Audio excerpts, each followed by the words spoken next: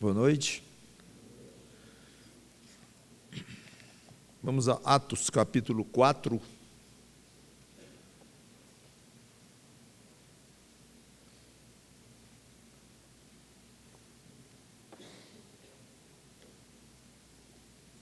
Continuando nossa exposição neste livro.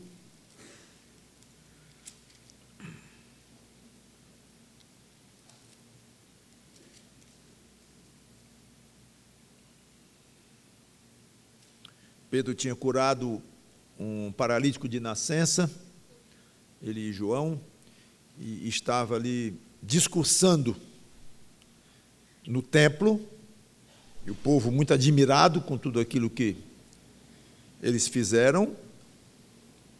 Então agora entra nesse contexto. Falavam eles ainda, estamos em Atos 4, falavam eles ainda ao povo quando sobrevieram os sacerdotes, o capitão do templo e os saduceus, ressentidos por ensinarem eles o povo e anunciarem em Jesus a ressurreição dentre os mortos. E os prenderam, recolhendo-os ao cárcere até o dia seguinte, pois já era tarde. Vamos orar.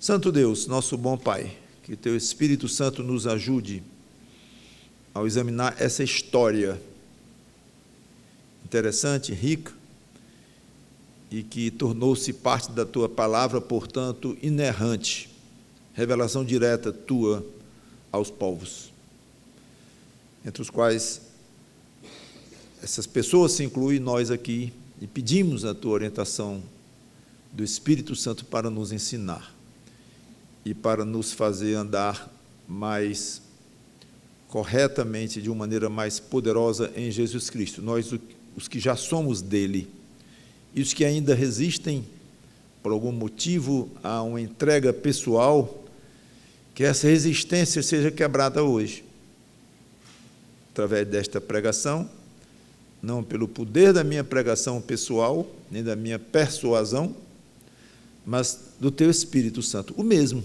que esteve tão presente aqui, como vamos ver nesta história, ao longo de todo o livro de Atos, ao longo de toda a história da criação, porque Teu Espírito Santo é Deus, e não somente da criação, mas antes dela também, porque sempre existiu.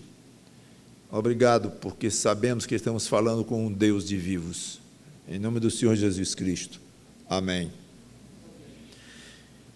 Então, acabou a lua de mel entre os discípulos de Jesus Cristo e a sociedade em geral, incluindo aí as autoridades, que até aqui nós estávamos vendo relatos de pessoas admiradas, se convertendo e seguindo-os enquanto eles estavam ali, falando em línguas, como falei, outras línguas, e um vento impetuoso que surgiu.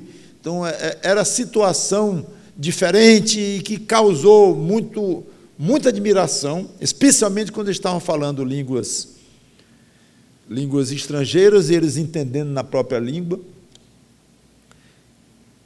E agora, mais uma vez, então, quase como despedida, né? Eles curam esse paralítico de nascença. Na porta do templo, o homem se levanta, pulando, e sai templo adentro, louvando a Deus, e as pessoas que estavam lá presentes se admiraram, viram. Pedro fez um belo discurso, do qual nós já vimos, inclusive. Então, tudo aí, e a conversão de 3.000 pessoas, depois do primeiro discurso dele. Tudo muito bom, muito bonito, e dava até a impressão que o Evangelho ia ser aceito facilmente, e os braços de Israel iriam se abrir para os discípulos de Jesus Cristo, pregando a salvação. Então, acabou cedo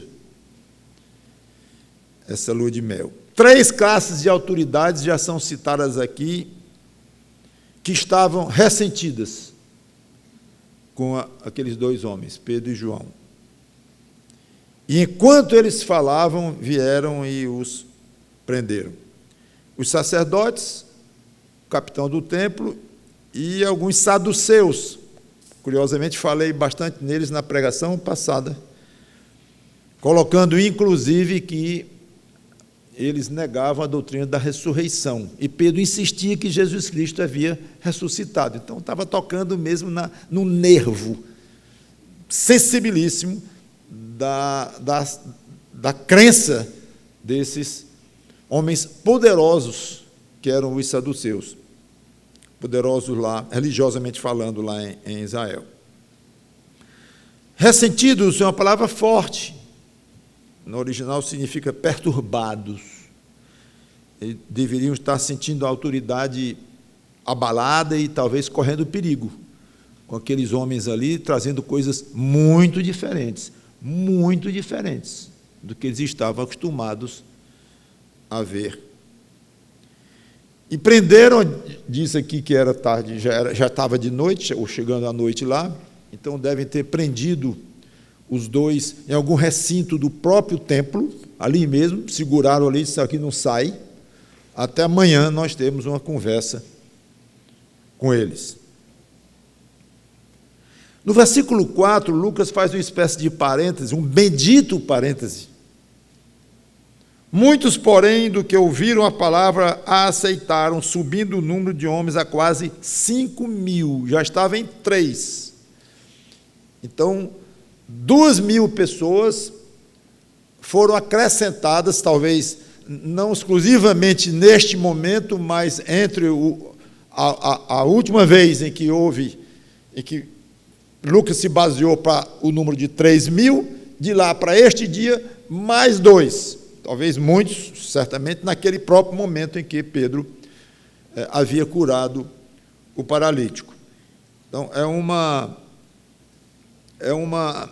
é um dado muito gostoso para nós crentes e que mostra que um mesmo discurso ou uma mesma apresentação da palavra de Deus traz conversões de uns e revolta de outros. Muitos se converteram e outros se indignaram, como diz aqui, se ressentiram ao ponto de usarem a autoridade, da vontade até de dizer, de abusarem da autoridade e prenderem os apóstolos. Então, nós vemos diariamente isso acontecendo.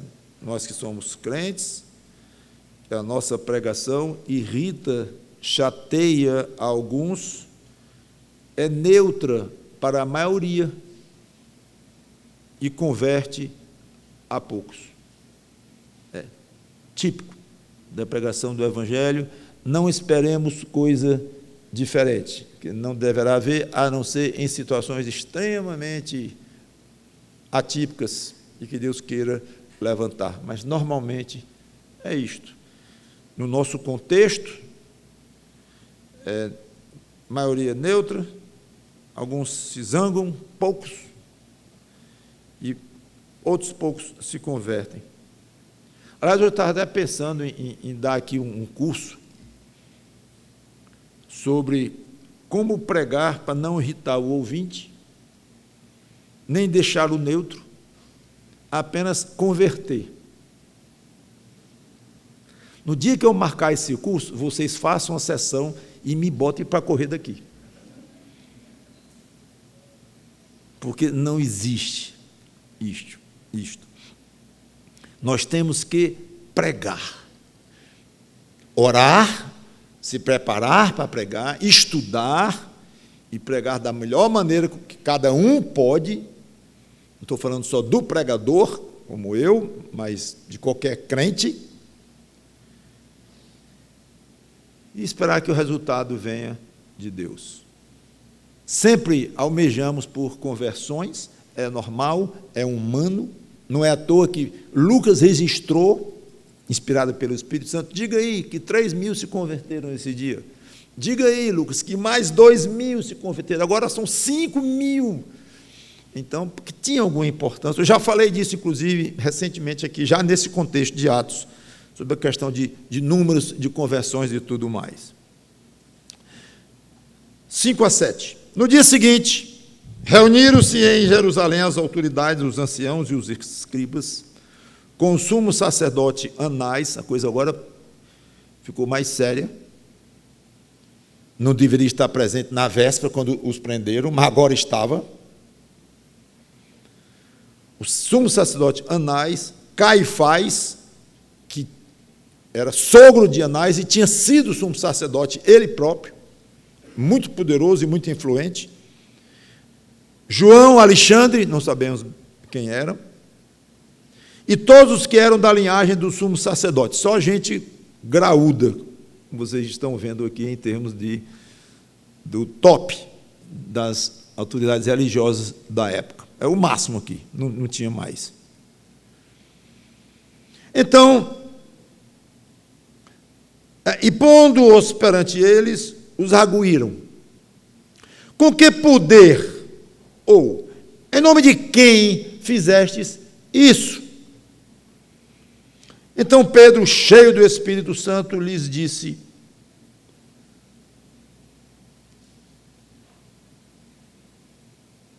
autoridades do povo e anciãos.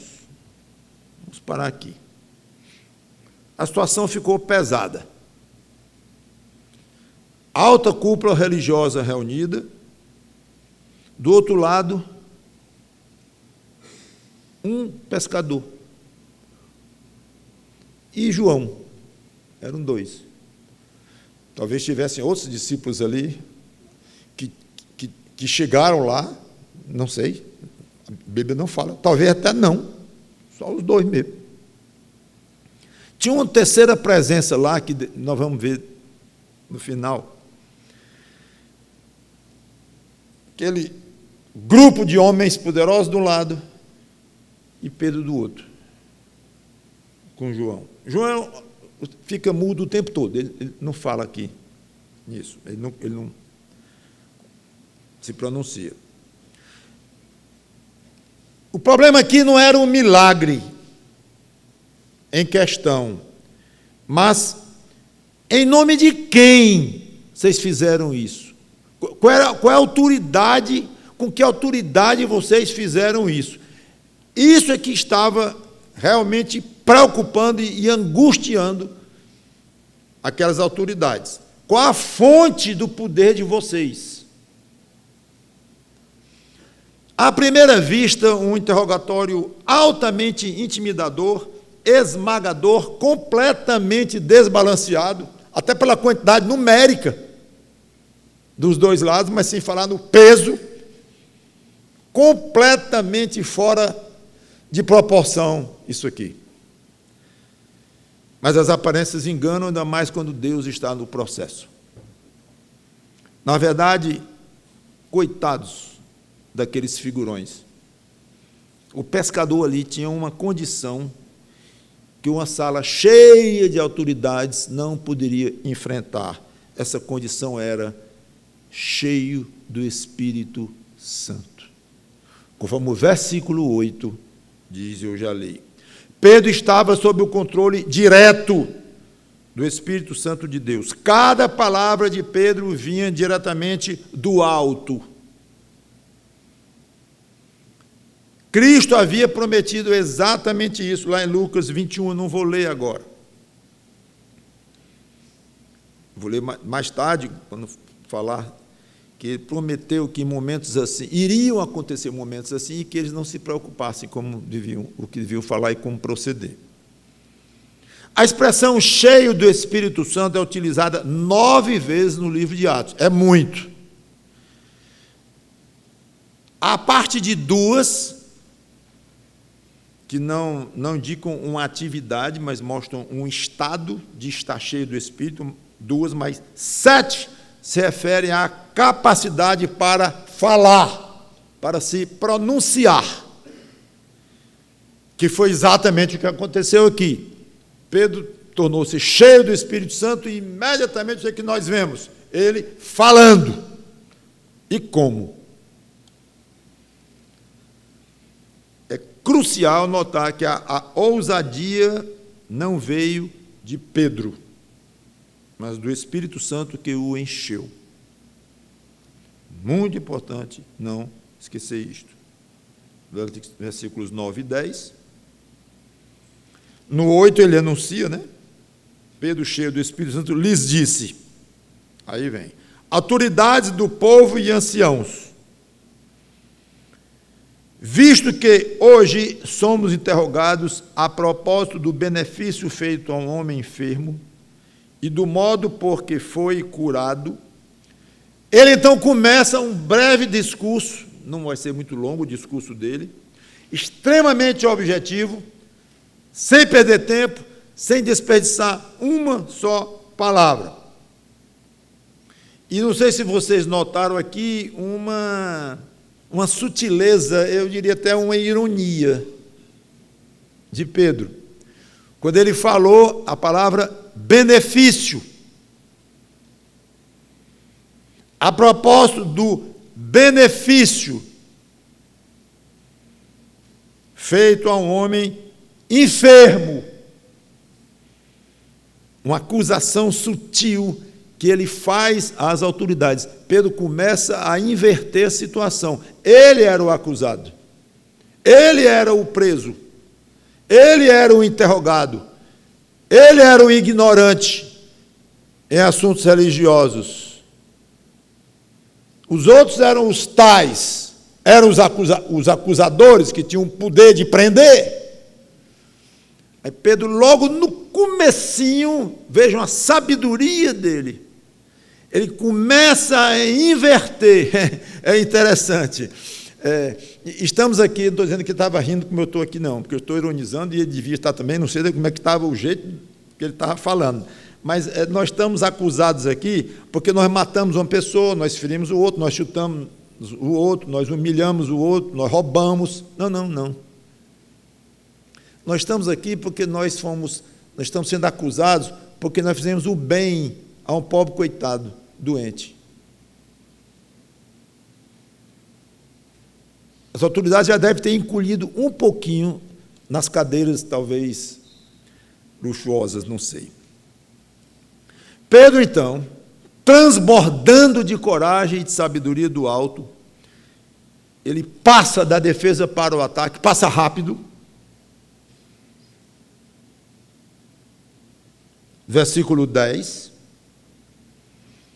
O 9, visto que hoje somos interrogados a propósito do benefício feito a um homem enfermo e do modo por que foi curado, tomai conhecimento, vós todos, e todo o povo de Israel, de que, em nome de Jesus Cristo, o Nazareno, a quem vós crucificastes, e a quem Deus ressuscitou dentre os mortos, sim, em nome, seu nome é que este está curado perante vós. Então, ao dizer que a autoridade deles vinha de Jesus Cristo, foi em nome de Jesus Cristo que eles agiram, ele passa rapidamente para a acusação, a quem vós crucificastes. Essa é a terceira vez que Pedro acusa os seus ouvintes de terem morto a Jesus. Ele fez 3 discursos, esse é o terceiro discurso, em todos os 3 ele acusou os ouvintes. Só que nos 2 primeiros ele falava ao povo. E ele acusou o povo porque o povo, como vocês sabem, participou de fato do julgamento de Jesus. Crucificam, trocam por Barrabás. Então, o povo estava inflamado e incitou Pilatos a fazer isto. O povo participou. Tanto que Pedro disse, vocês mataram, falando com o povo, de maneira geral. Mas agora ele está perante um grupinho. Mas um grupinho, como já falei, pesadíssimo em termos de autoridade. E ele insiste na tecla. Vocês mataram. Claro, com a autoridade que eles tinham, eles poderiam ter evitado aquilo. Pilatos tentou evitar aquilo. E o povo não deixou, e as autoridades por trás, insuflando o povo, e altamente desejosa que aquilo acontecesse. Aí vem Pedro e diz, no rosto deles, que eles haviam matado Jesus. É quase inacreditável a ousadia de Pedro. Eu não sei nem como é que eles como é que eles deixaram Pedro continuar. Como é que deixaram Pedro continuar a falar com a acusação daquele porte, diante daqueles homens que não estavam acostumados a ouvir aquilo? Não, gente. Alguns eram ricos, outros influentes. Era a nata. É difícil imaginar aqui o peso daqueles homens juntos e Pedro do outro lado, e Pedro chegar e dizer assim: é muita ousadia, mas já explicamos a fonte dessa ousadia toda. Para terminar a gravidade da acusação, poderiam ter só dito assim: vocês mataram Jesus, o Nazareno. Pois é. Parou. Não. Vocês mataram e Deus ressuscitou. Deus reverteu o que vocês fizeram. Vocês não são autoridades políticas daqui, civis, militares, não. São religiosas, autoridades religiosas. Vocês se propõem a entender as coisas de Deus. Os escribas, que tinha escriba lá, entendiam a palavra de Deus ou se propunham a. Então, quando diz assim, Deus fez o contrário do que vocês fizeram, ele, não vou dizer anulou, porque não ficou anulada a morte de Cristo, mas ele reverteu o processo. Estava morto, ok? Mataram? Pois eu vou ressuscitar quem vocês mataram. Então fica muito mais grave. Parece que Deus está aqui e vocês estão aqui, é? Ou assim, talvez, se fosse até melhor. Não estão entendendo, não? Estão na contramão de Deus, vocês. Versículo 11. Este Jesus é pedra rejeitada por vós, os construtores, a qual se tornou a pedra angular. Essa pedra angular é conhecida por uma pedra, na época, muito bem cortada, que dava os ângulos de uma construção, dava os rumos de uma construção. Portanto, um elemento fundamental no início de uma obra. Pedro aqui, pelo Espírito Santo, cita Salmo 118 e 22, eu não vou ler, que era uma passagem não muito fácil, inclusive era interpretada de maneiras diferentes pelos judeus estudiosos, mas não importa, eu não vou entrar aqui nos detalhes. O que interessa aqui, Pedro, inspirado pelo Espírito Santo, é bom sempre dizer, interpreta a pedra rejeitada como sendo Jesus.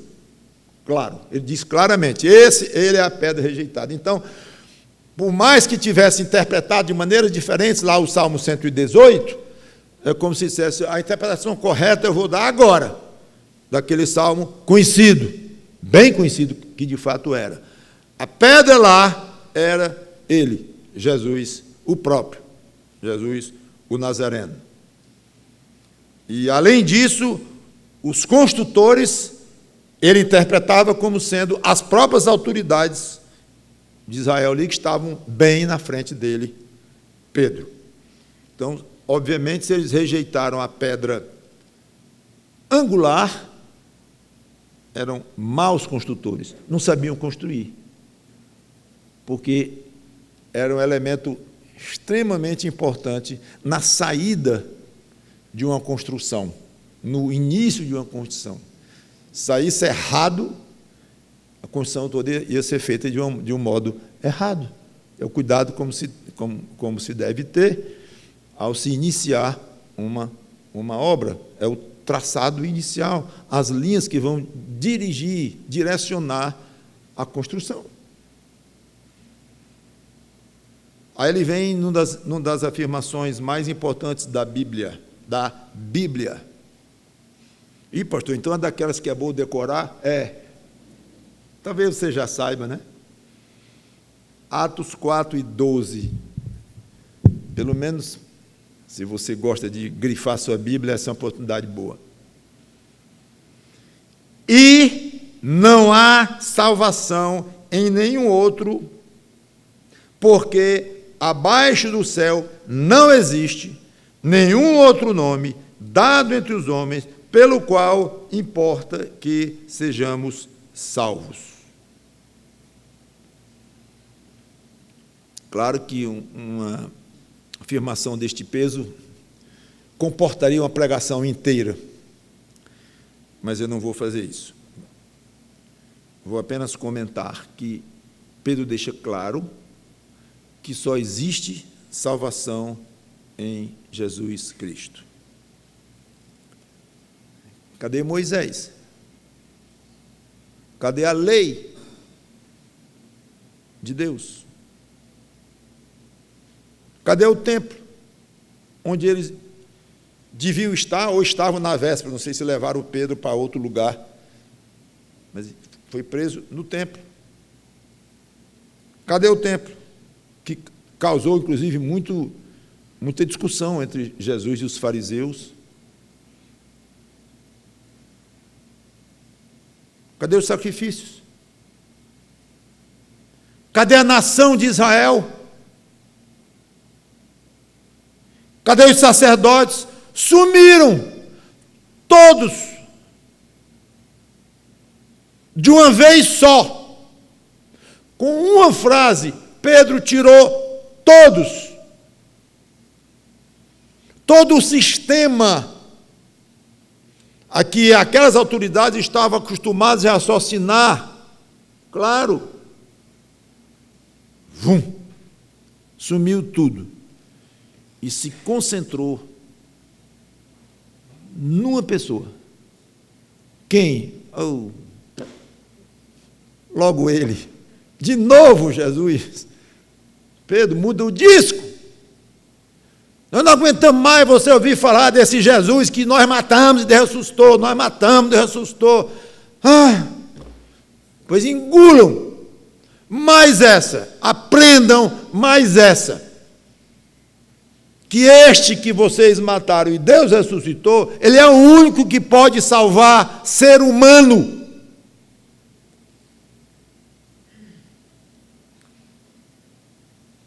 Parênteses, nós poderíamos perguntar, então, realmente, quando Pedro tira todo esse sistema veterotestamentário do meio, lei, templo, Moisés, tudo, e se concentra em Jesus, então Pedro, quer dizer, anulou tudo aquilo, anulou a importância daquilo tudo? Obviamente que não, tudo aquilo veio de Deus.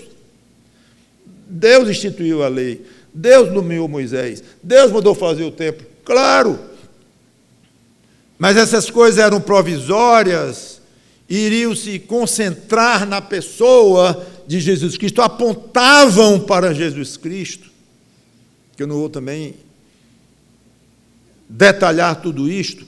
Não quer dizer, então, que não tinha importância, que poderiam ser desprezados todos esses elementos que agora Pedro, de roldão, deixa de lado.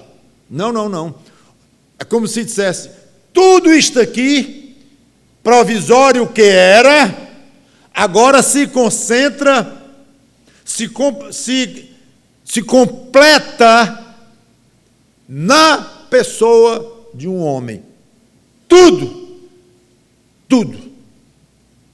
Esse homem é ele mesmo, Jesus Cristo. Ficou sozinho, saiu tudo, ficou só Jesus Cristo. Algo absolutamente novo, revolucionário, aos olhos daqueles homens, irritante, insuportável, difícil de entender, mas era o Evangelho que começava a ser pregado em Jerusalém e partindo dali para todas as nações da terra. Era o Evangelho puro, igualzinho que nós pregamos hoje. Observem, não há nome dado entre os homens. Uma doutrina crucial que atesta a humanidade de Jesus Cristo. Um dos pontos básicos do cristianismo é exatamente a humanidade e a divindade do Senhor Jesus Cristo.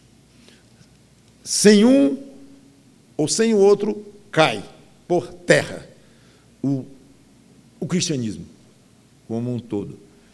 Quem se meteu a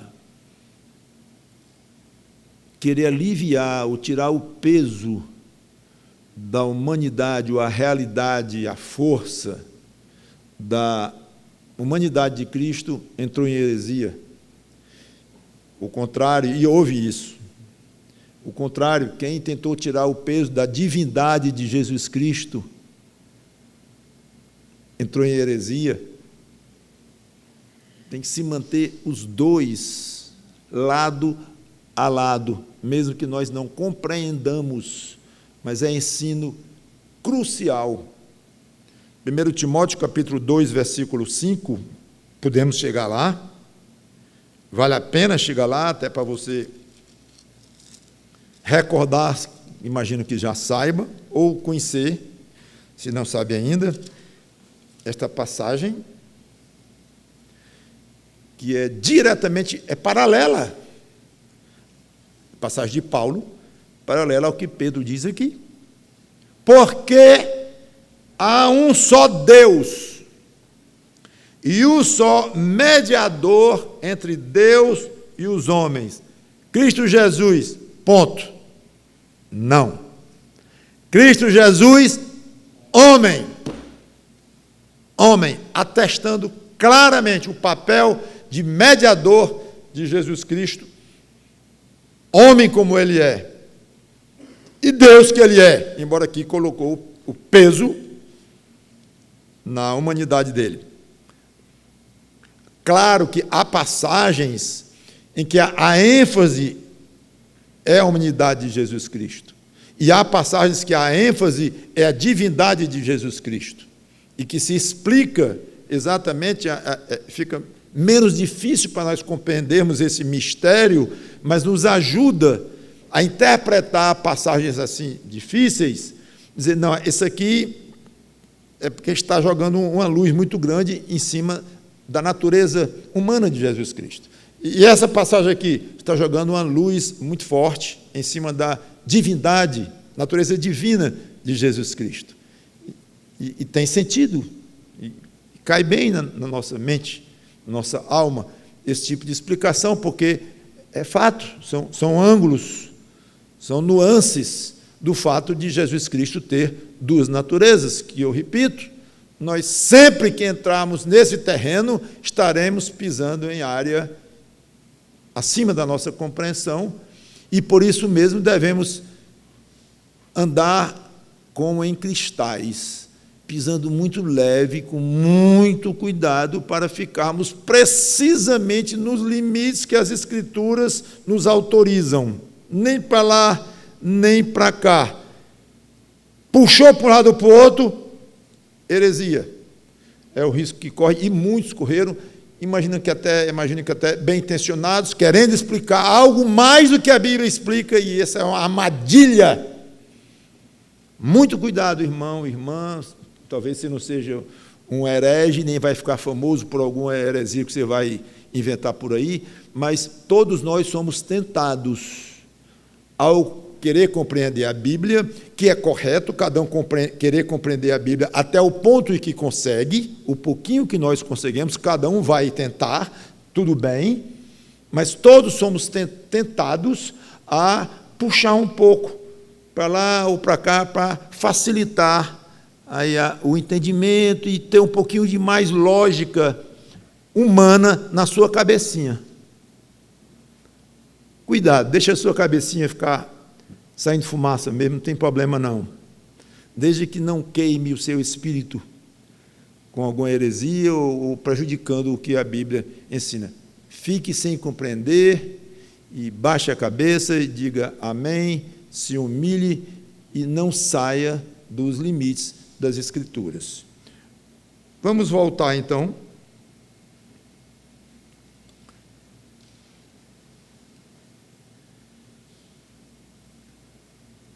Quando Pedro diz aqui, não há outro nome dado entre os homens pelo qual importa que sejamos salvos, ele indica algo que iria acontecer.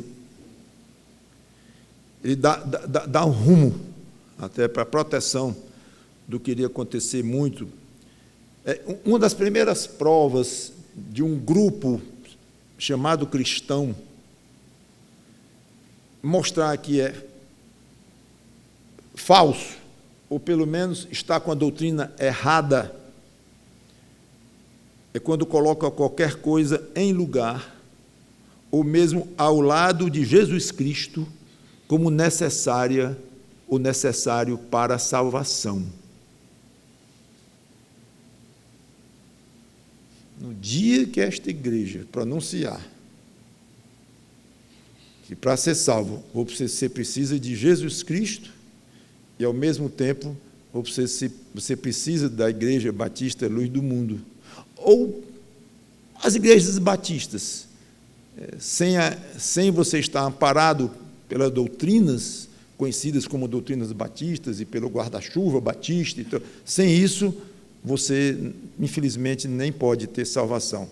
No dia que você pode fechar a igreja, deveria fazer isso mesmo, porque entrou na heresia. É mais do que heresia, aí eu diria já que é mais do que isso, é blasfêmia.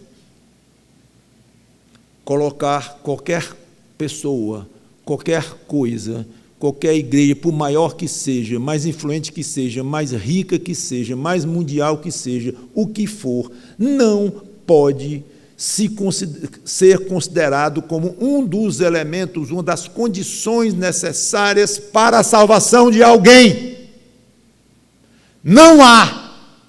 Nunca permita alguém dizer isso do seu lado e fique calado. Meu amigo, desculpe aí, mas eu ouvi você dizer isso aí, não é não. Aí valeria a pena você interromper uma conversa num ônibus ou no lugar que você está aí, que ouviu alguém dizendo para o outro, lá sei lá quem, comentar, não. E se alguém vier falar para você que tem a salvação e que essa salvação está em Jesus Cristo, ótimo. E, ao mesmo tempo, no sistema da própria igreja, ali está a falsidade pura. Não esqueça isso. Muito bem. Versículo 13.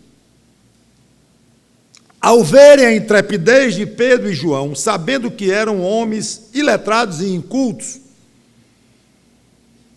admiraram-se e reconheceram que haviam eles estado com Jesus.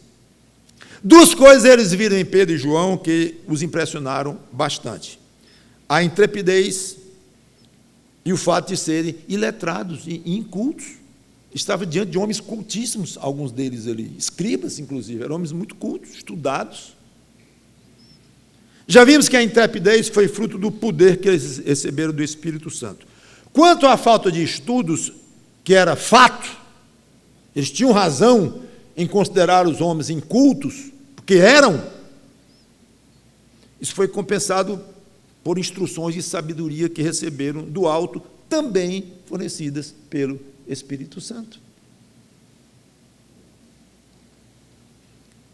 Em Lucas 12, 11 e 12, eu já tinha dito que iria lá, é quando Jesus fala de uma situação, de situações que poderiam ocorrer. Uma delas, aqui está logo, foi cumprida aqui mesmo, essa previsão e em muitas outras oportunidades, certamente. Então, Lucas 12, versículo 11, quando vos levarem às sinagogas e perante os governadores e as autoridades, é exatamente o que estava acontecendo, né?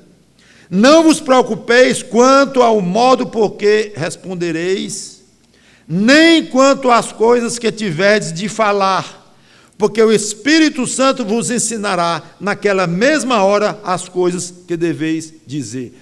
Precisamente o que estava acontecendo ali. Agora, eu li, porque eu quero chamar a atenção de duas coisas aqui, eu mesmo nunca tinha percebido isso. Sempre a ideia é que Jesus disse que o Espírito Santo iria dá aos discípulos de Jesus o que falar. O que falar. O assunto da fala.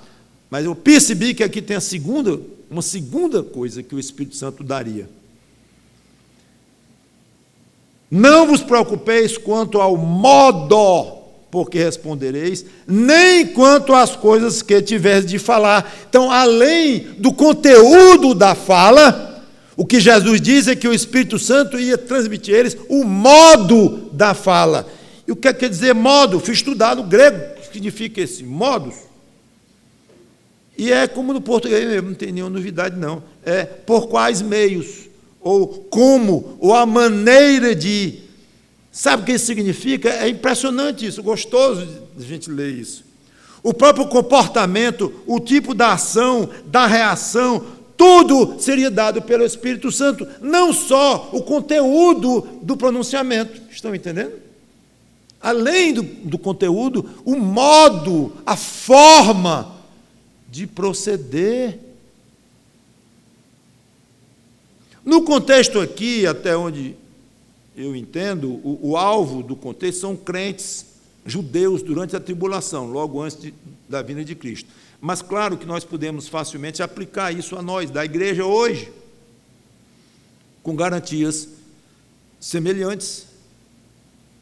Fomos, de alguma maneira, interrogados, questionados, de uma forma tão formal como essa, ou não, talvez de uma maneira até bem leve, informal, com autoridade ou não, mas lembre-se disso, irmão, irmã, lembre-se, você está naquela condição de estar sendo interrogado por alguém sobre coisas de Jesus Cristo. Nesse momento, lembre-se que Jesus Cristo disse, calma, eu vou dizer para vocês, o meu Espírito, o Espírito Santo é chamado também de Espírito de Cristo, o meu Espírito vai mostrar para vocês o que dizer e como dizer. Calma. É muito bom uma garantia dessa. Então, por mais que as palavras eruditas e brilhantes fossem evidência do resultado de que aqueles homens estavam andando com Jesus Cristo e que alguma coisa de algum poder muito grande estava com eles, mas isso não comprovava que eles haviam feito um milagre impressionante. Era importante algo mais palpável, mais visível, que não fosse por isso. Versículo 14.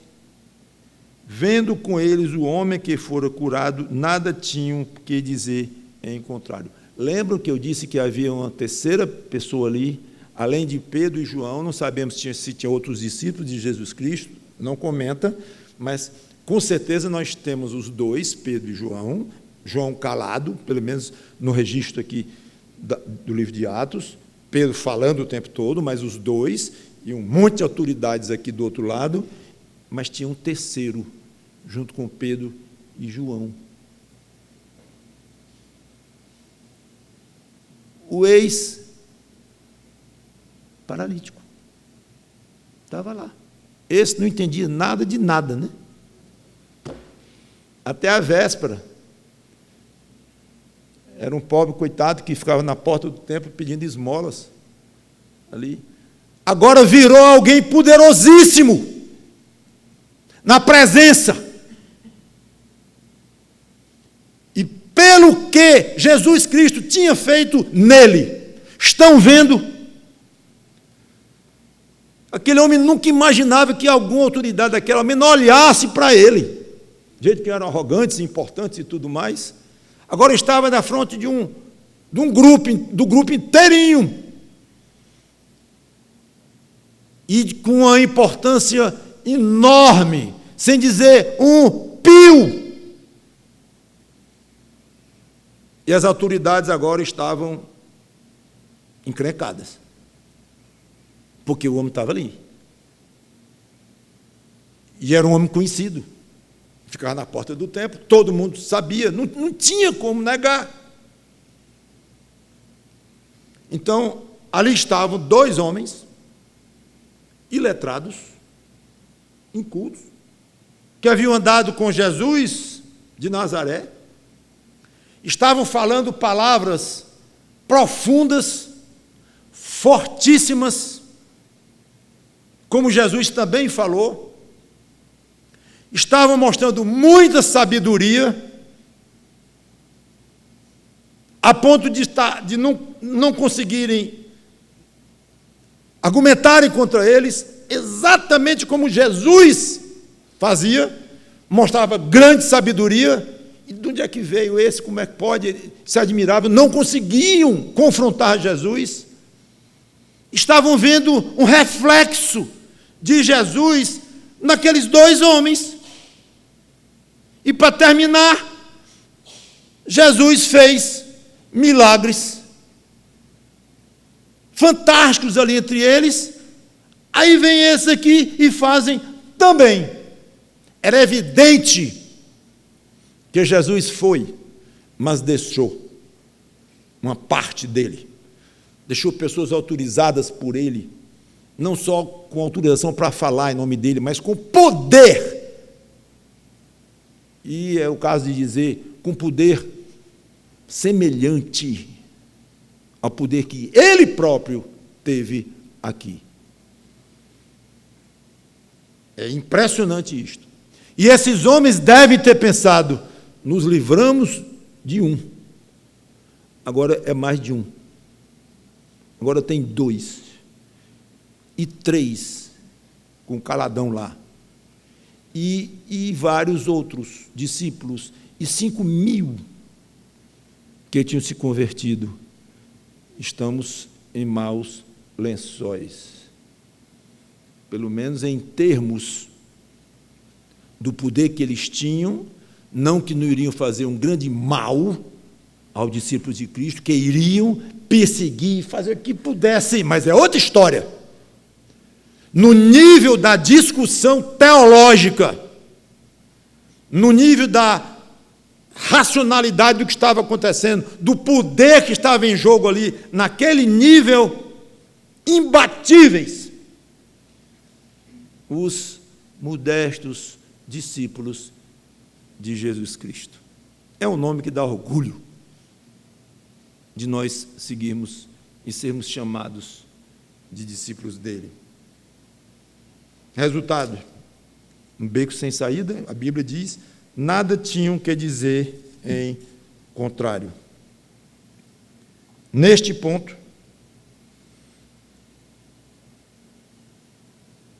versículo 15, mandando-os sair do sinédrio, consultavam entre si. Que faremos com estes homens? Eu vou parar aqui, que eu vou continuar na próxima pregação. Mas vejam a derrocada desses homens, onde eles se encontraram numa situação humilhante, de discutir. Ó, minutinho aqui, o guardas, tire esses 3 daqui. Ele não pode ouvir que nós vamos conversar aqui, não. Não dá. Está difícil aqui para nós.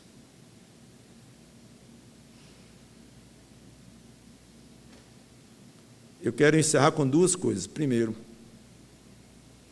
o privilégio que nós temos hoje de sermos discípulos de Jesus Cristo, de termos o Espírito Santo que habita, dele que habita em nós, nos dá o que falar, como falar, e poder para deixar numa situação de impasse os mais poderosos homens que podem existir nesta terra. Pedro não empunhou aqui um punhal, não tinha uma arma na mão dele. Eu ia dizer que ele não deu um grito, mas dificilmente ele terá gritado aqui, assim ele teria sido retirado. Mas só com palavras pesadas, de poder, de sabedoria e de verdade. Se eles iam aceitar, não iam aceitar, como iriam reagir, não importa. Verdade. Então, você é imbatível, irmão, irmã em Cristo. Ninguém pode com você. se você tiver o poder de Cristo sobre você, tiver a verdade de Cristo com você, tiver a felicidade de se colocar nas mãos deste Deus maravilhoso que se alegra em poder mostrar ao mundo o poder real de um filho dele em Jesus Cristo. Certo, eu sei que Pedro morreu como mártir, sei que todos os apóstolos, de acordo com a tradição, não, a Bíblia não diz, mas a tradição diz que todos os apóstolos, menos João, né, morreram como mártires, e sabemos das perseguições, sabemos disso, mas não tem nada a ver com o que nós estamos falando aqui, nada. Estamos falando de poder espiritual, de poder para falar a verdade do Evangelho em Jesus Cristo. Eu quero terminar com a segunda observação,